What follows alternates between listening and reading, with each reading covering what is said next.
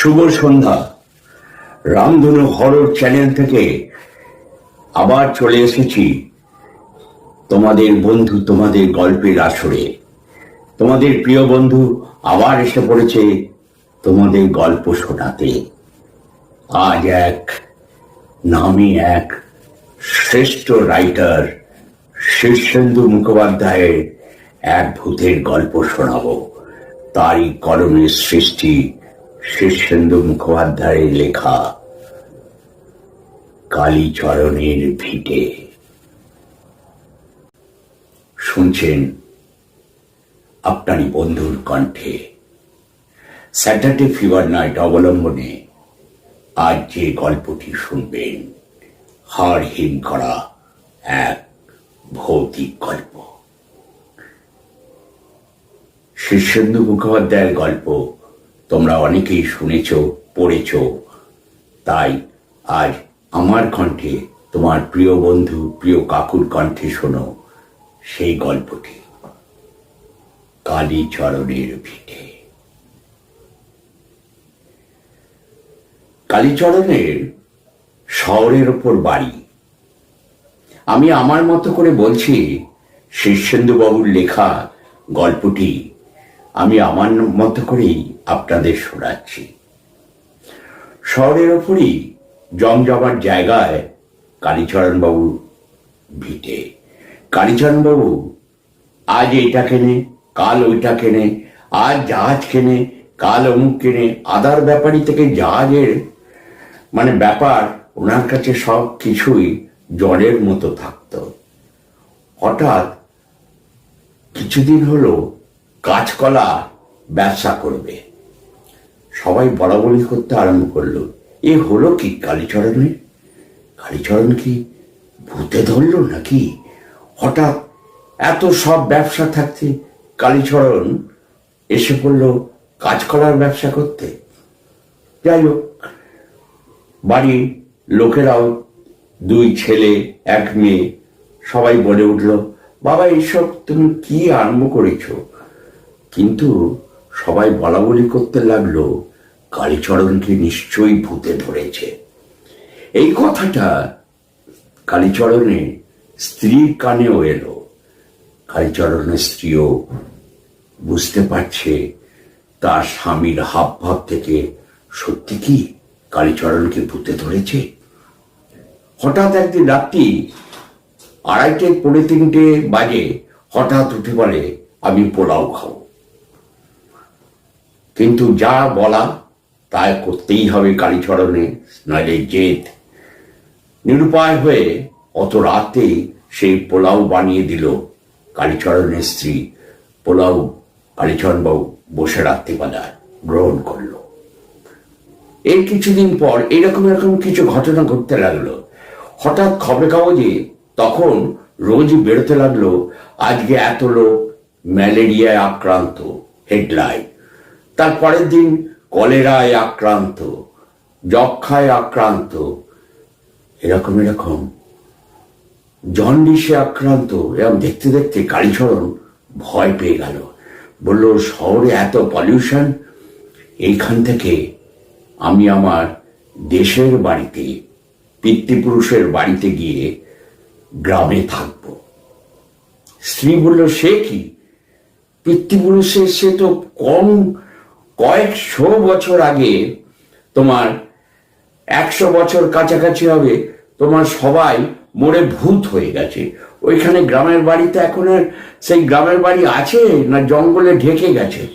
বলল, দেখো, আমি যখন যাব বলেছি পিতৃপুরুষের ভিটে গিয়ে থাকবো, ওই প্রাকৃতিক গ্রাম্য পরিবেশে এই ধোয়া ধুলো এসব আমি এখানে থাকতে পারবো না। বউ বলল, স্ত্রী বলে উঠল, তুমি গেলে যাও বাবু, আমি কিন্তু তোমার সঙ্গে যাব না। বড় ছেলেকে জিজ্ঞেস করলো, হ্যাঁ রে খোকা, গ্রামের বাড়িতে যাচ্ছি, আমার সঙ্গে চল, তোরা থাকবি, চল। না বাবা, শহর ছেড়ে কেউ গ্রামে যায়? পাগল নাকি? তুমি পাগল হয়েছ, তুমি যাও। মেয়েকে বলল, না বাবা, ও আমি যাবই, আমি এই শহরেই বেশ ভালো আছি, ধোয়া ধুলো যাই হোক ভালো আছে। ছোট ছেলেও রাজি হলো না। নিরুপায় কালীচরণ স্ত্রীকে বলল, দেখো, তোমরা তো কেউ গেলে না আমার সঙ্গে, এরপর পর আমি কিন্তু তোমার স্বামী হিসাবে আমি কিন্তু অনেক দূরে চলে যাব। আমাকে কিন্তু কেউ আর মনে করো না, আমি আর কোনোদিন ফিরে আসবো না। স্ত্রী বলল,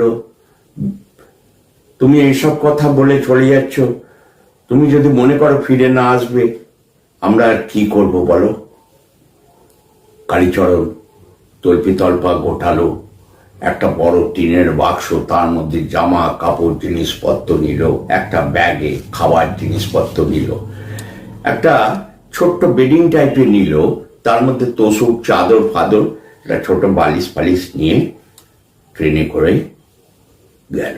যখন স্টেশনে সে গ্রামের সেই স্টেশনটি এসে দাঁড়ালো, তখন দুপুর হয়ে এসছে, দুপুর 12টা বেজে গেছে। কটকটে রৌদ্র, গ্রীষ্মকাল। স্টেশন থেকে নেবে কোনো গরু গাড়িও নেই, পায়ে হেঁটে 10 ক্রোশ পথ গ্রামের বাড়ি শুনেছে। অনেক ছোট্টবেলায় একবার বাবার হাত ধরে এসছিল, এখন সেই রাস্তা চিনতে চিনতে গ্রামের বাড়িতে এসে পৈতৃক ভিটেতে এসে উঠল। চতুর্দিকে জঙ্গল, একদম ঘেরা। আস্তে আস্তে দুপুর ঘনিয়ে সন্ধে হবে, তখন একটু একটু আলো আছে। দেখে নিজেই অবাক হয়ে গেল, এ আমি কোথায় এলাম? সে ভগ্নস্তূপের বাড়ি, তার মধ্যে জঙ্গল দিয়ে একদম গাছ উঠে গেছে সারা বাড়িটায়। একটা ওই জঙ্গলের ভেতর দিয়ে একটা সরু একটা মাটির রাস্তা চলে গেছে ভেতরে যাবার। তখন কালীচরণ চিন্তা করলে, এই রাস্তা দিয়ে নিশ্চয়ই বাড়িতে কেউ যারা থাকে তারা প্রবেশ করে। হাঁটতে হাঁটতে ভেতরে গেল, গিয়ে দেখলো একটা সুন্দর একটা বড় পুকুর, একটা চাতালে বসবার জায়গাটা ভেঙে গেছে, কিন্তু সিঁড়িগুলো সব যেন নতুন। পুকুরের জলটা টলটল করছে পরিষ্কার। বড্ড ক্ষুধার্ত হয়ে গেছে কালীচরণ, অতটা রাস্তা হেঁটেছে, তাই ইচ্ছে হলো এত সুন্দর পুকুরের জলে টলটল করছে জল, একটু চান করে নি। চান করে উঠে গাটা পুছে সিঁড়ির চাতালটায় বসে একটু চিড়ে বার করলো বাক্সের ভেতর থেকে। সেখান থেকে একটা বাটিতে নিয়ে পুকুরের জল দিয়ে ভিজিয়ে তার মধ্যে একটু গুড় নিল, চিড়ে আর গুড় দিয়ে সে ভক্ষণ করলো। করার পর পেটটা একটু খিদে মরল। খিদে মরতে ওই পুকুরের পাড়ে একটা বড় শিরিষ গাছ ছিল, সেই শিরিষ গাছের তলায় বসে একটু হেলাল দিয়েছে। যেই হেলাল দেওয়া অমনি চোখে ঘুম নেমে এসছে। অতটা রাস্তা, সারাটা দিন ক্লান্ত শরীর একটু ঝিমিয়ে পড়েছে। হঠাৎ মাথার কাছে একটা কিরকম যেন একটা পাখি ডেকে উঠলো। সেই পাখির ডাকে ও চমকে উঠলো, তাকিয়ে দেখে সামনে সুদীর্ঘ পথ, একটা সরু পথ বেয়ে গেছে জঙ্গলের ভেতর দিকতে। রাস্তাটি মনে হচ্ছে অনেক লোক যাতায়াত করে। তাই ধর্মনিয়ে বিকেলটা শেষ হওয়ার আগেই আলো থাকতে থাকতে হাতে টিনের বাক্স, কাঁধে ব্যাগটা পোটলাটা নিয়ে ওই গলিটা দিয়ে, বাগানের জঙ্গলের গলিটা দিয়ে এগিয়ে চলল। এগোতে এগোতে দেখছে এক জায়গায় একটা ইটের বাড়ির ঘর দেখা গেল। এগোতেই দেখছে একটা দিকে জঙ্গল হয়ে গেছে। ভাবছে, ভেতরে ঢুকছে, দেখছে ঘরটা জঙ্গল আর ইটের স্তূপে একদম তাগার হয়ে আছে। কি করবে ভাবছে, ঘরটা তো বেশ বড় ঘর, কিন্তু ঘরটা তো নোংরা হয়ে আছে। যদি একটা ঝাঁটা পাওয়া যেত। যেই ভাবা সেই কাজ। ঘরের কোণে দেখছি একটা মোটা সোলার কাঠির ঝাঁটা দেওয়ালে হেলান দিয়ে রয়েছে। ঝাঁটাটা নিয়ে ঘরটা সুন্দর করে পরিপাটি করে ঝাড় দিল কালীচরণ। ঝাড় দিয়ে কালীচরণ ভাবছে, যদি একটু বালতি পাওয়া যেত, পুকুর থেকে জল নিয়ে এসে ঘরটা ধুয়ে বেশ পরিষ্কার করে নিতাম, থাকবার রাতের উপযোগী হয়ে যেত। ভেবে দরজা দিয়ে বাইরে এসছে, দেখছে সিঁড়ির তলায় দুটো পুরনো জং ধরে গেছে একটি দড়ি বাঁধা বালতির সঙ্গে আর একটি খালি বালতি উড করে রাখা। যা ভাবছে তাই সঙ্গে সঙ্গে দুটো বালতি, একটা বালতি নিল, বেরিয়েছে, দেখছি একটা ফেলে রেখে যাওয়া অনেক দিনের কুয়ো।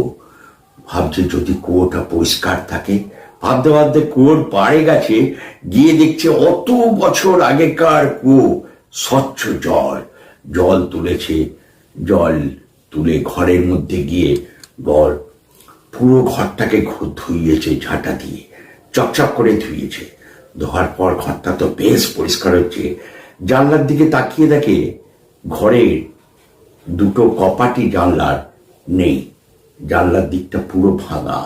ঘরে কিন্তু বেশ হাওয়া ঢুকছে। ভাবছে যদি ঘরটা একটা চৌকি বা একটা খাট পাওয়া যেত। ভেবে বারান্দায় বালতিটা রাখতে আসছে, হঠাৎ তাকিয়ে দেখে পাশের একটা বড় ঘর। সেই ঘরে দেখছে ধুলোর মধ্যে একটা বড় সুন্দর একটা খাট রয়েছে। সেই খাটটাকে কালীচরণ গিয়ে ঝেড়ে ঠুড়ে ঠুলো ঝেড়ে পার্ট বাই পার্ট খুলে এনে ওই ঘরে সেট করলো। ঘরে তো সেট করলো, এবার যে তল্পার মধ্যে লেপ তসু কাঁথা সব বেঁধে এনেছিল, সে চাদর ফাদর খাটের মধ্যে বিছিয়ে দিয়ে আরামসে বসলো। এবার তো ভাবছে ঘরে তো যদি একটা উনুন পাওয়া যেত, সঙ্গে একটু চাল ডালও কিনে এনেছিলাম বাড়ি থেকে, তা একটু চালও ফুটিয়ে দিতাম বলে ওর বারান্দা দিয়ে হেঁটে যাচ্ছে। দেখছে পাশের ঘরে যেখানে খাট নিয়ে গেল, যে ঘর থেকে খুলে, সেই ঘরেরই পাশে একটি বড় রান্নাঘর, উনুন শুদ্ধ, পাশে একটি বড় কাঠের বাক্স, তার মধ্যে নানা রকম বাসন, কড়াই, থালা, হাতা, খুন্তি সব। আর একটা জায়গায় পুরো মুদিখানার মাল, পুরো একদম ব্যাগটা আলমারির মধ্যে, চাল ডাল আটা চিনি চা পাতা সব রয়েছে। বাহ, বলছে তাহলে আমি একবার, গা ফা খুব ময়লা হয়ে গেছে, কুয়োর পাড়ে একবার চান করে নি।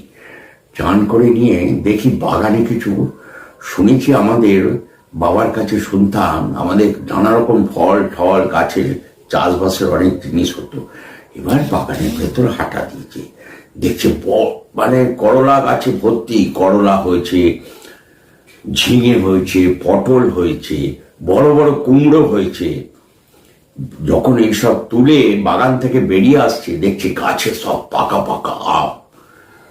নিয়ে রাত্রিবেলা তো খুব বেশ করে আহার করেছে, আহার করে এক ঘুম দিয়েছে খাটের, এক ঘুমে সকাল হয়ে গেছে। ঘুমের মধ্যে আর কালীচরণ আর কিছু অনুভবও করেনি। এবার ভাবছি যদি একটা কোদাল পাওয়া যেত, বাইরে থেকে লোক নিয়ে আসবো কেন, নিজেই ঘর ফর পরিষ্কার করে একদম জঙ্গল ফঙ্গল সাফাই করে।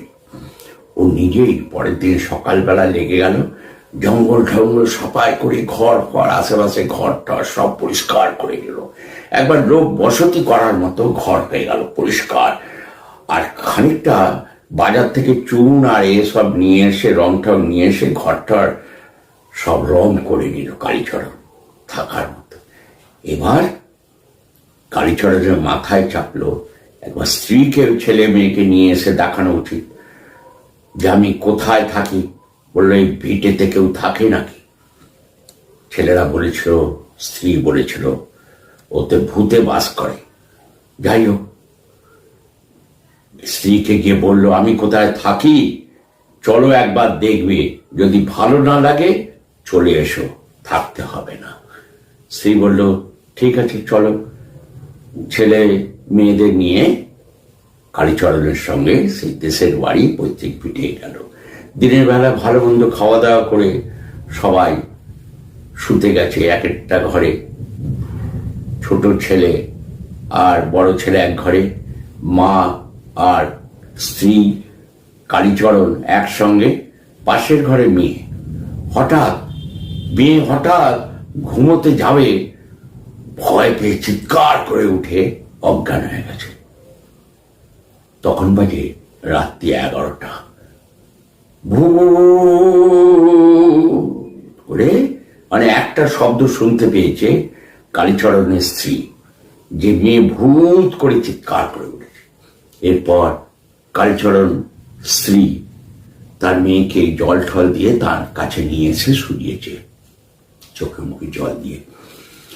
তার খানিকক্ষণ পর বড় ছেলে রাত্রি 1টা বাজে, ভূত ভূত, ওই ভূত ভূত, ভাইকে ডেকেছে। দেখ দেখ দেখ, ভাইও ওই ঘর থেকে ভূত ভূত করতে করতে দৌড়ে পালিয়ে এসছে কালীচরণের ঘরে।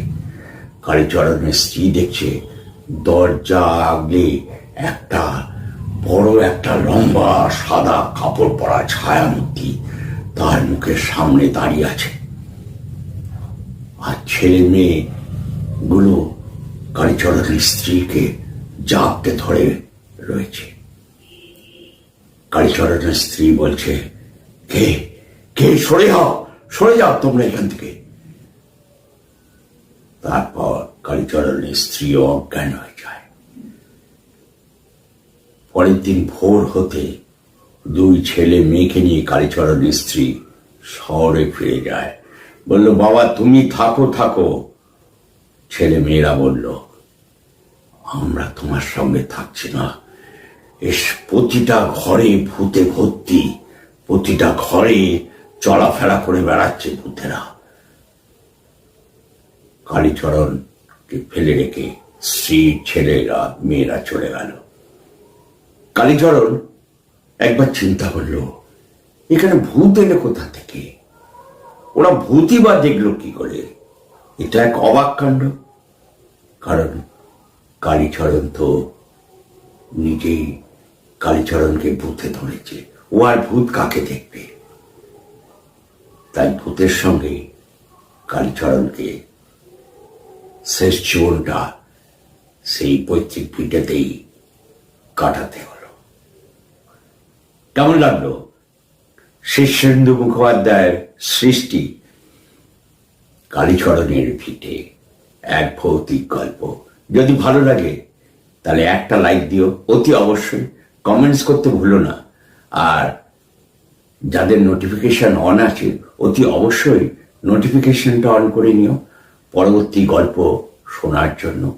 সকলে ভালো থাকো, আর সাবস্ক্রাইব করতে ভুলো না, অতি অবশ্যই সাবস্ক্রাইব করো। খারাপই হোক ভালোই হোক কমেন্টস করে জানিও। যারা যেখান থেকে দেখছো সবাই ভালো থেকো।